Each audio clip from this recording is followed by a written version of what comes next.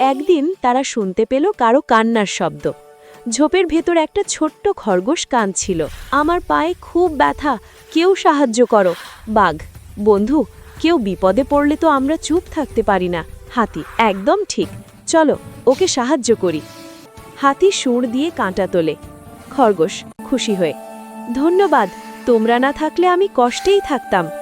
সব প্রাণী তখন জড়ো হলো, সবাই খুশি, সবাই হাসছে।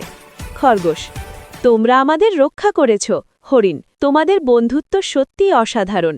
বাঘ বলে, আমরা শুধু বন্ধু। হাতি বলে, বন্ধু মানে সুখে দুঃখে একসাথে। আকার বড় বা ছোট হলে কিচ্ছু যায় আসে না, ভালো মনই আসল শক্তি, আর সত্যিকারের বন্ধুত্ব সবচেয়ে বড় ধন।